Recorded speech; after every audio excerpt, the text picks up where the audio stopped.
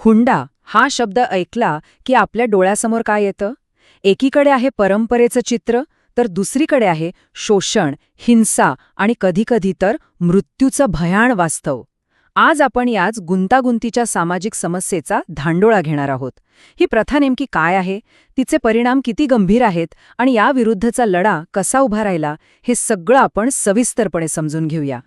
तर मग आपला हा प्रवास कसा असेल? सगळ्यात आधी आपण हुंडा म्हणजे काय आणि ती एक सामाजिक समस्या कशी बनते हे बघू. त्यानंतर यातून निर्माण होणाऱ्या गंभीर परिणामांवर नजर टाकू. मग आपण वळूया कायद्याकडे, म्हणजे 1961चा कायदा आणि त्यात नंतर झालेले बदल. आणि शेवटी या प्रथेला मुळापासून संपवण्यासाठी खरंच काय करायला हवं यावर विचार करू. चला तर मग सुरुवात करूया पहिल्या मुद्द्यापासून. हुंडा ही प्रथा मुळात आली कुठून? एक भेट म्हणून सुरू झालेली ही गोष्ट पुढे जाऊन एका गंभीर सामाजिक समस्येत, एका तक्रारीत कशी बदलते हे समजून घेणं खूप महत्त्वाचं आहे. बघा, भारतीय विवाह पद्धतीत हुंडा ही काही नवीन गोष्ट नाहीये. ही एक खूप जुनी परंपरा आहे. कन्नडमध्ये तर याला वरदक्षिणा असंही म्हणतात. पारंपरिक अर्थाने पाहिलं तर ही वधू पक्षाकडून वर पक्षाला लग्नाच्या वेळी किंवा त्यानंतर दिली जाणारी एक भेटवस्तू आहे. मग ती मालमत्तेच्या स्वरूपात असो, पैशांच्या किंवा दागिन्यांच्या. पण खरा प्रॉब्लेम इथेच सुरू होतो, जेव्हा ही प्रेमाने दिलेली भेट एक सक्तीची मागणी बनते. ज्या क्षणी ही गोष्ट दिलीच जात नाही तर मागितली जाते, तेव्हाच या प्रथेचं रूपांतर शोषणात होतं. वधू पक्षाच्या ऐपतीचा विचार न करता त्यांच्यावर दबाव टाकला जातो आणि मग सुरू होतो कौटुंबिक संघर्ष आणि प्रचंड मानसिक ताण. आणि हा जो संघर्ष आहे ना, तो फक्त आर्थिक नसतो. या शोषणाची एक फार मोठी मानवी किंमत चुकवावी लागते. अनेकदा ती महिलांना आणि त्यांच्या कुटुंबाला भोगावी लागते. चला बघूया याचे परिणाम किती दूरगामी आणि गंभीर असू शकतात. हुंड्याच्या मागणीचे परिणाम अक्षरशः विनाशकारी आहेत. एका स्त्रीचा स्वाभिमान, तिचा समाजातला दर्जा, तिची प्रतिष्ठा सगळं काही पणाला लागतं. घरातले वाद आणि हिंसाचार वाढतो. मुलीच्या कुटुंबावर कर्जाचा डोंगर उभा राहतो. इतकंच नाही तर लग्नाच्या नावाखाली फसवणूक होते, घटस्फोटांचं प्रमाण वाढतं. आणि सगळ्यात भयंकर म्हणजे याच मानसिकतेतून स्त्रीभ्रूण हत्या आणि बालहत्येसारखी पापं घडतात. म्हणजेच ही फक्त एक सामाजिक अडचण नाहीये, ही एक अशी समस्या आहे जी पुढे जाऊन अन्याय, अत्याचार आणि दुर्दैवाने कधीकधी हत्येपर्यंत पोचते. हे वास्तव या समस्येची खरी तीव्रता दाखवून देतं. आता इतकं सगळं घडत असताना आपलं कायदेशीर क्षेत्र गप्प बसू शकत नव्हतं. या वाढत्या गुन्हेगारीला आणि शोषणाला कुठेतरी थांबवणं गरजेचं होतं. आणि मग ह्या विरोधात पहिलं कायदेशीर पाऊल उचललं गेलं. आता ही स्लाइड खूप इंटरेस्टिंग आहे, कारण ती आपल्याला या लढ्यातले 2 महत्त्वाचे कायदेशीर टप्पे दाखवते. पहिला टप्पा होता 1961चा, जेव्हा पहिल्यांदाच या विरोधात कायदा आला. आणि मग दुसरा महत्त्वाचा टप्पा आला 1986मध्ये, जेव्हा याच कायद्याला अधिक मजबूत, अधिक कठोर करण्यात आलं.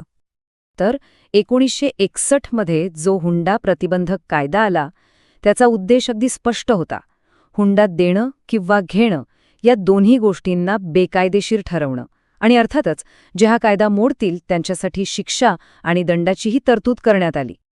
त्यावेळच्या कायद्यानुसार, म्हणजे 1961च्या कायद्यानुसार दंड होता जास्तीत जास्त 5,000 रुपये.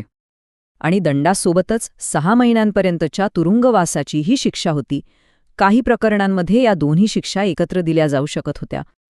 ही एक सुरुवात होती, हो ना? पण ही प्रथा समाजात इतकी खोलवर रुजली होती की एवढं पुरेसं नव्हतं. हे लवकरच सगळ्यांच्या लक्षात आलं. त्यामुळे कायद्यात आणखी कठोर बदल करणं गरजेचं होऊन बसलं. आणि हे बदल किती मोठे होते ते आपल्याला या तक्त्यावरून लगेच कळतं. बघा, 1961मध्ये दंड 5,000 होता.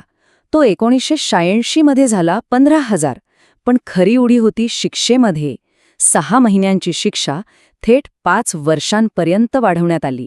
यावरूनच लक्षात येतं की आता या गुन्ह्याकडे किती गांभीर्याने पाहिलं जाऊ लागलं होतं. एवढंच नाही, या गुन्ह्याला आता भारतीय दंड संहितेनुसार दखलपात्र आणि अजामीनपात्र म्हणून वर्गीकृत करण्यात आलं. सोप्या भाषेत सांगायचं तर आता पोलीस तक्रार आल्यावर वॉरंटची वाट न बघता थेट अटक करू शकत होते. आणि जामीन मिळणं हा आरोपीचा हक्क राहिला नाही. हे खूप मोठं आणि महत्त्वाचं पाऊल होतं. ठीक आहे, कायदे तर कडक झाले, पण मग एक मोठा प्रश्न समोर येतो. फक्त कायदा करून समाजातल्या जुन्या पुराण्या चुकीच्या गोष्टी बदलता येतात का? हे स्पष्ट होतं की या दुष्ट प्रथेचं समूळ उच्चाटन करायचं असेल तर कायद्याच्या पुस्तकांच्या पलीकडे जाऊन काहीतरी करण्याची गरज आहे. या प्रथेला मुळापासून संपवण्यासाठी एकाच वेळी अनेक पातळ्यांवर काम करण्याची गरज आहे. सगळ्यात महत्त्वाचं म्हणजे जनजागृती. लोकांपर्यंत पोहोचणं, त्यांची मानसिकता बदलणं.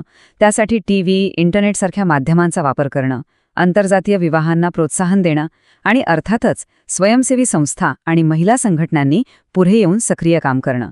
या सगळ्यांच्या एकत्रित प्रयत्नांशिवाय हे शक्य नाही. आणि मग जाता जाता आपण या एका महत्त्वाच्या प्रश्नावर थांबूया. कोणतीही वाईट परंपरा संपवण्यासाठी कडक कायदे जास्त महत्त्वाचे आहेत की आपल्या सगळ्यांच्या विचारांमध्ये, आपल्या समाजात होणारा बदल जास्त महत्त्वाचा आहे? याचा विचार नक्की करायला हवा.